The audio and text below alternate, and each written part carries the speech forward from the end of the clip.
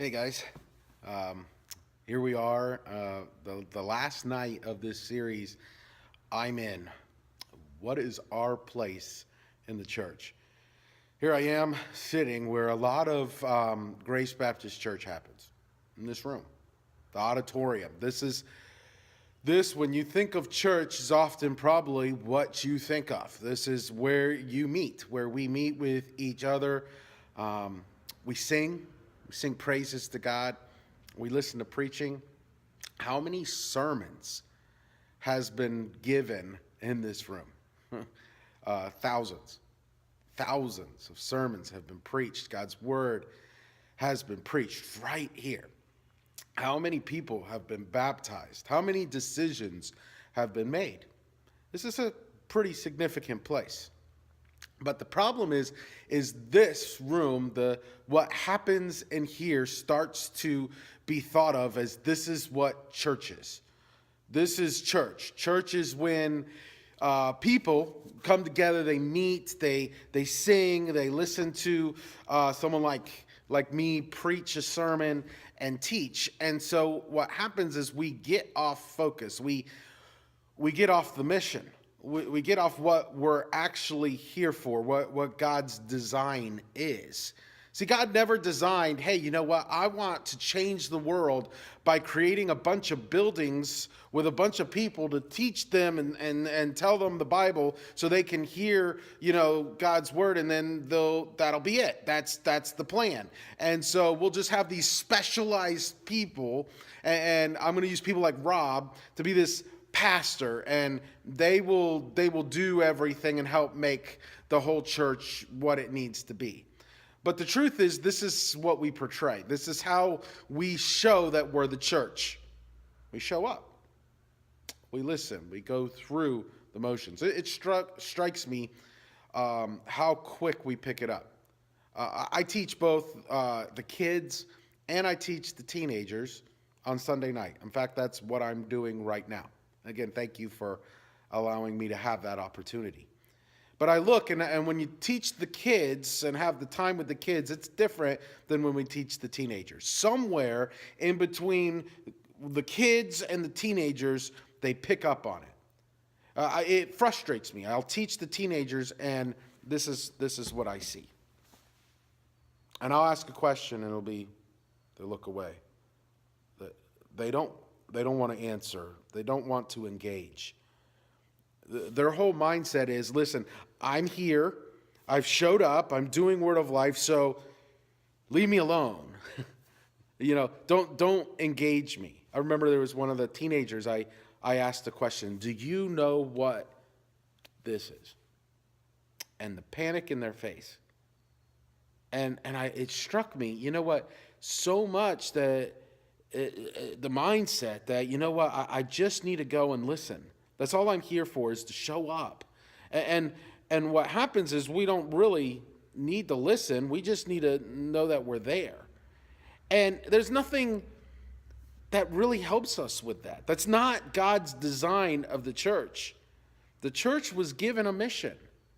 The church was put in place to accomplish something. God saved us, if you remember Ephesians 2:10, because we're his workmanship to do good works. But yet, we don't come here to accomplish that or to get prepared for that or to strategize for that. We come here because, you know what, it's what good church people do. And I'm not trying to convict on how we behave and how we act. I'm not saying, listen, when we come, there's a certain thing we need to do. We are who we are. It's our culture. It's who we are. But what has happened is we've thrown out the really most important part of the church, and that's troubling. If you turn on the TV, it won't be long until you see some video with some sad child who looks extremely skinny. And they'll give you a spiel for just 30 cents a day, just a cup of a coffee, the price of a cup of coffee. You can feed this child. There is still starving people in this world. And you have so much.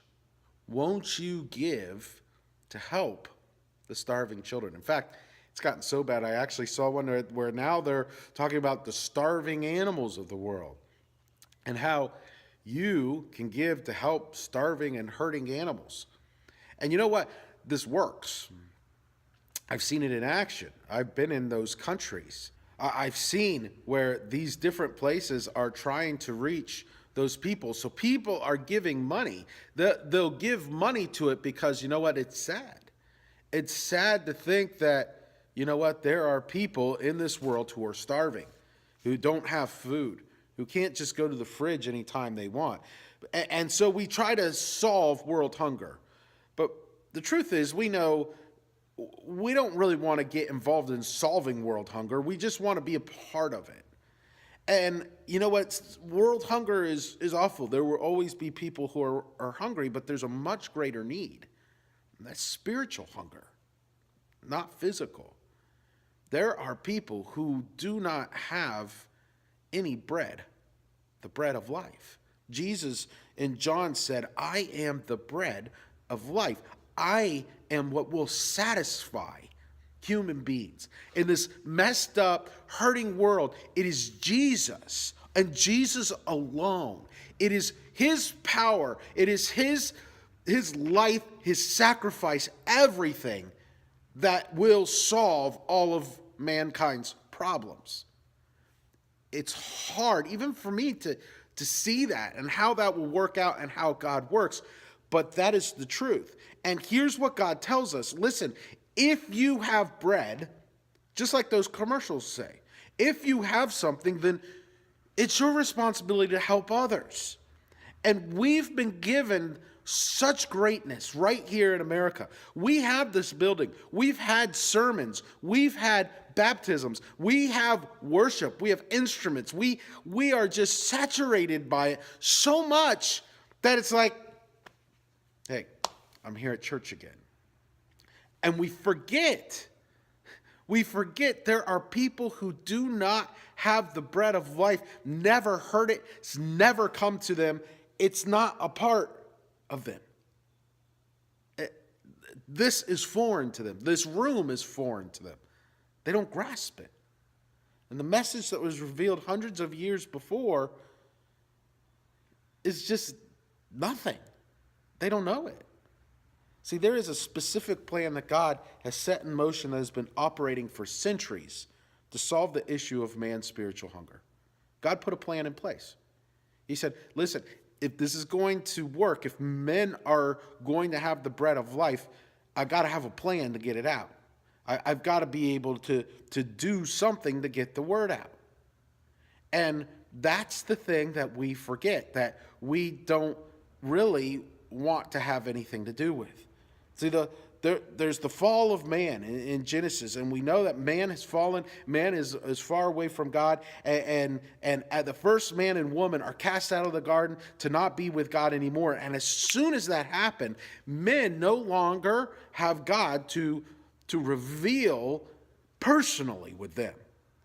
God reveals himself through his creation, but not personal revelation.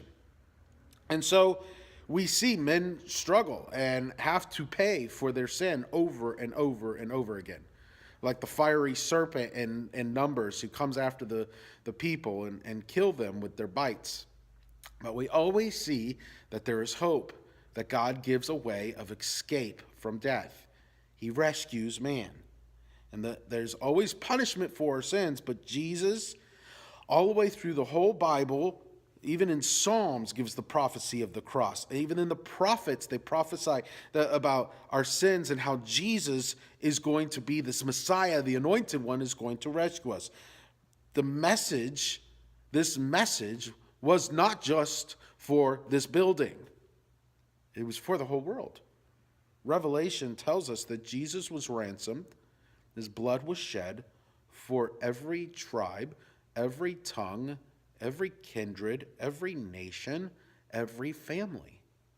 This verse shows how wide God's plan is to reach mankind. Every tribe, family, dialect, language, people group, race, a group of people making up a nation, every one of them. Jesus ransomed himself to free them, to give them life, to show them life. That's why we come here and celebrate. I hope you realize that you've been ransomed. You've been given that hope. You've been given that truth. But here's the deal. Here's the part of the plan that we forget. This message, this truth, needs messengers. It needs messengers. God's very clear with this. He said, how are people going to hear if there won't be people who will preach? And it doesn't mean pastors. You understand that every believer has the priesthood of the believer. We're all priests. We're all to go on behalf of God to reach people. Every one of us. So this whole plan does not take place in these pews, in this room. The church is not about what goes on in this room. The church is about what goes on in the world, what goes on in people's lives. There's a process of someone coming to Christ. First, there has to be a messenger. A messenger has to be called to take the message that men are far away from God, they're sinful, and they need rescuing. And then someone has to send them. Someone has to take care of them and make sure that they can go do what they're called to do. That's us. With the church. We do a good job sending people out, but how many people are we getting right now to go do the work? And then the messenger preaches the message. He tells people, and then it's in God's hands. People hear. People will hear the message, and then people believe. Now, in an ideal world, if this would work, we could just, hey, all right, go do this right now, and in 2 minutes, I'll share the message. They'll hear, they believe, high five, awesome. But the truth is, it sometimes takes years. God's work doesn't just happen immediately. Oh, I wish it would. If it did, if we could see results, immediate results, and see what our work is doing and seeing lives just come, I think we would have never gotten cold. We would have never just gotten used to just sitting in pews instead of going out and telling people. It's hard. Jesus also tells us, you're going to be persecuted, just like I was persecuted. There are going to be people who don't like it, who don't appreciate it, and want you to get out of their face. And why would we want that? When I can be here, warm or cool, depending on what season it is, and I can feel good with other people who believe like me, and I can sing, and I can enjoy my time here, and then feel I've done all I needed to do as a part of God's church. And we're fooling ourselves. And we're fooling our children. Our children are starting to believe that this is what church is about, that we just go and be. We're there. And that's enough. And the truth is, that's not good truth. It stunts us. We're vulnerable to attack from the enemy because we're not protecting our time and what we do. We get involved in frivolous things, activities that have no value and that don't help us at all. So what are some ways we can start? I mean, what are some things we can do? If this is what the church is, if the church is a mission to reach the world with a message, what are you doing? What's your part in it? And so let me tell you right now, I don't know your part, but you have a part. Please understand that this is the truth I'm trying to get across. God is passionate about telling God's story. Check this out. Psalm 96 says, sing 2 and 3 says, sing to the Lord, bless his name, tell of his salvation from day to day. Day to day, I am to tell of his salvation, to sing to him, thankful of what he gave me. Then verse 3 says, declare his glory among the nations, his marvelous works among all the peoples. Have you seen God's marvelous, amazing works? His glorious works? Are you telling them to all the people? Are you a part of what God is doing? Is that what you want to be a part of? So if it is, how do you get involved? Let me tell you some of the exciting things that are out there. First, you have the websites. There's Operation World, there's Joshua Project. You can go and see and look and see, where are there people who do not know Jesus? What is going on? How can I pray? Start praying for these areas. Guys, if we're not praying for it, we're not going to be engaged in it. I don't know if you've noticed, but in your bulletin, we've been putting unreached people groups from all over the world so you can pray. Have you noticed that? Do you know that that's something, a tool that you can use to pray? Have you been reading it? Have you been engaging with it? Or is it just something else, that more information in this heavy information age? I get it. I get there's tons of stuff coming at us and that we have to filter through. But how are you going to know? How are you going to get involved if you don't first know where they are? Maybe it's, you know what, I got to reach people in my own backyard. I need to know what's going on and start praying for them. We've got to share. Who is right now someone in your life that you can share the gospel with? You can start praying for. Put a name to this. Don't just say, yes, this is what I need to do. Do it. Say, this person I work with, Bob, Bill, Susie, Jill, this week I'm going to share. I'm going to start getting involved because I care for her. They need to know. Get involved. We've got to get involved. Demonstrate a willingness right now to get involved in the mission God has for us. Don't just let being here in church be enough. Do something. Get involved in it. How are you going to be a part of this great mission that God has for us? Connect globally. How do we connect? We have missionaries who are in places right now we can connect with, we can talk to, we can Skype, we can encourage, we can know what's going on so that we can act when we need to, or help, or think through, strategize, and work together as a church. That's what we're to be doing. As a church, we should be sitting and talking and strategizing. How can we meet these people where they are and teach them about Jesus? How can we get the message to them? That's what we should be sitting in here talking about. But half the time, we still need to correct things in our own lives, and we think that that's what's most important. So how do we start strategizing and connecting? We need to give. One of the main ways is to send someone is money. Ultimately, that's the truth. That's going to cost something. The good news is we have money. As a country, as United States citizens, God has given us so much. Thing is, we spend it on things that we don't always need, but we need to be a part of giving to this great mission. Finally, just go.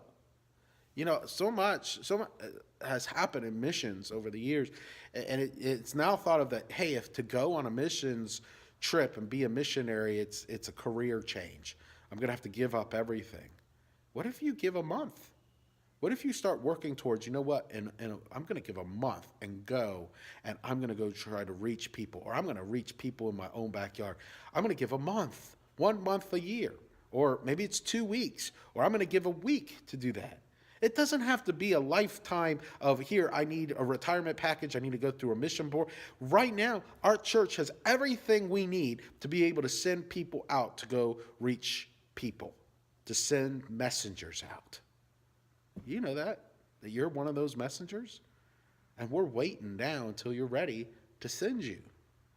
We don't have to do it. We could think outside the box. How do we get people in front of people with the message? I want you guys to now talk about this. Can you be involved? And I know that the natural thing will be, listen, let's not have this conversation. Come on, Pastor. You keep putting us in these awkward things, and we have to talk about this. It's easier just to look at other things in the world outside us, but to really than to really look at ourselves. I'm going to ask you to do that tonight. I'm going to ask you to look in yourselves and go, how can I be involved? What can I do? And how can I lean on my brothers and sisters to help me? Thanks, guys. Hope you're having a great night. Enjoy your conversation. Be the church.